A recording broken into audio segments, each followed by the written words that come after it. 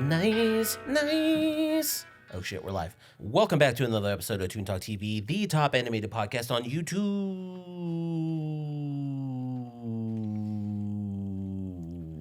I was waiting for a cutoff. No one gave me a cutoff, so I just had to keep going. Anyhow, if you're new to the channel, be sure and like, follow, and subscribe. All that stuff really does make a difference to us. And if you're feeling generous, head over to Patreon.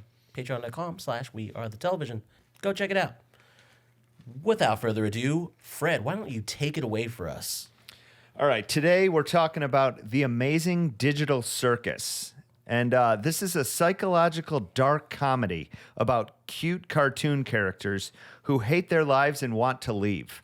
This one was done by Glitch Productions, but it was written, created, and the music was done by and directed by someone called Gooseworx.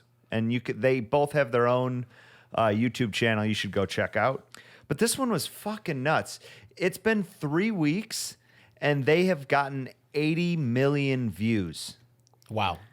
That's huge. It's yeah, and it's independent. This one to me feels like a fuck you to Netflix because it's cool the way that independent animators are working now, where there's these channels dedicated to making cartoons, and they're just funding like creators to make their show that they want to do. They're personally funding it. Yeah. They're getting Patreon people to fund their show. So they're basically cutting out the middleman. I think that's amazing. Well, this one was funded, I believe, by Glitch Productions. So Gooseworx was the creator, but Glitch Productions is a production studio, you know? Oh, okay. But they're still independent. They put all their stuff out on YouTube.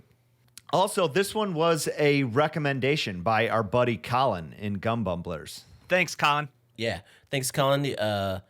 If you don't recall, we interviewed the gang of Gum Bumblers. So be sure and look back at one of our other tunes. We did an episode of that. So this one started out, it looked like a N64 type of game, and then mutated into a almost on par with, like, it reminded me of like Toy Story meets Reboot, like style of animation. And within the first 5 minutes of it, I'm thinking, is this like a kids show? I don't know what I'm watching. It feels very like for kids. And then 10 to 15 minutes into it, it gets pretty, I don't know. It's a psychological, like, weird story about someone putting on a headset, going into a game, and then who can't get out. What'd you guys think about it?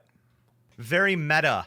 I liked how they kind of chose to start it out making you feel like it was going to be a kid's show, and then quickly turning the tables and making it kind of a thriller.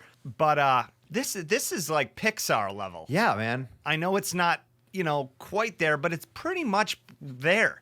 And that's wild for anyone to be independently making animations on this level. I don't know if 3D animations are just getting easier to make, or animators are building teams to be able to do this and fund this without the help of major networks.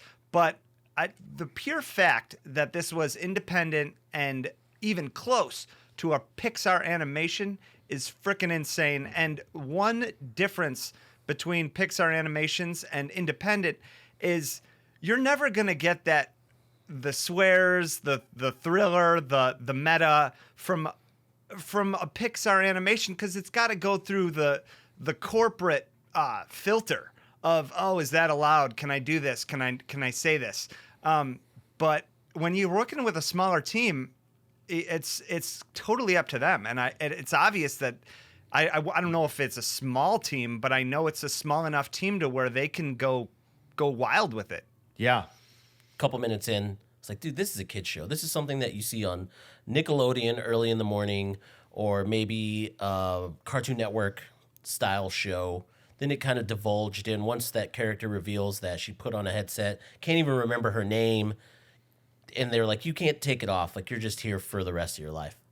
That's That's freaky shit. Yeah. Like, that's kind of crazy. That'd be nuts. And then it did have the characters each had that. When you say Toy Story, kind of like Sid's room, like the characters that he kind of destroyed and like put back together, dude, instantly took me to that world. Saw this type of style, digging it for a little bit. But when you say, I guess we should define sometimes small. We Are the Television is small. Yeah. But some other studios that have 75 plus people are also considered small True.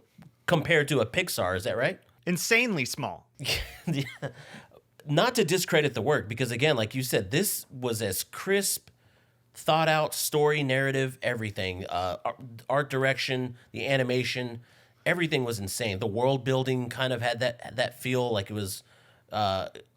This was a pilot for something else, so I could see more of these. I can see 15 episode season of this being pumped out, put on a type of network show.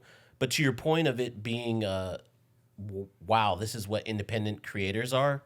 Sky's the limit now. If this is what the type of stuff that you're getting, look out. Like these are the next hot players. Not to mention the benchmark. If you have independent animators creating stuff like this, like that just pushes other independent animators to be like, well, fuck. Like now I got to make something as good or better. So, well, a cool thing about look out, this, because we're coming up with something better. yeah.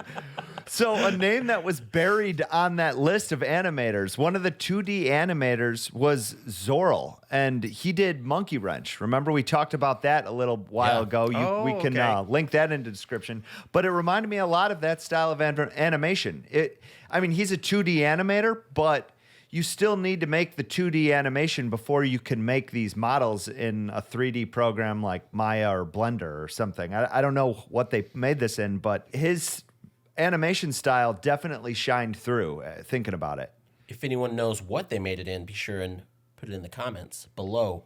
And also, you finding that name leads into that some of these YouTubers maybe move around in the same circles, maybe know a couple peoples, maybe throw each other a bone every once in a while, or kind of see the work that Zeurel did on Monkey Wrench and said, hey, I want that guy working on this project because I think they'd be great to do XYZ, which is building a community, building a network, and it's almost great for the industry. It's showing people's range in crafts, and I think that's a great thing for animators and storytellers and artists in general. Totally. Oh, and there was a special thanks to Epic Games. I wonder why. Because it had that video game feel, dude. Now I'm wondering if they made it in Unreal Engine. That'd be interesting. That might explain some of the quicker animation. Unreal Engine allows you to start with a lot of pre-built rigs and background elements. This didn't look pre-built at all, though. No, it didn't. But I'm wondering why. I mean, if they thanked Epic, I don't know. Who knows? If someone knows, leave a comment. It was probably all built in motion capture. Those were real people. That they were. Yeah, especially the guy whose head fell off and Motion capture, dude. Motion capture. Anyhow, go check this out. We will link in the description below. Fred, you picked that tune this week. You got any final thoughts? No, just go. I mean, go check it out. I think it's cool that we're getting into a space now where you don't need to get big production companies or big streaming services to make your tune. You can go out and find people who want to make your stuff and do it, or just put it out on your own channel. You know, it's cool where we're at. Roll up the sleeves, fist some asses, dude. Fist some asses. Fist some fucking asses. Thanks again for everyone watching. Be sure and like, follow, subscribe. Check out the Patreon, patreon.com/wearethetelevision. And we will catch you guys on the next one.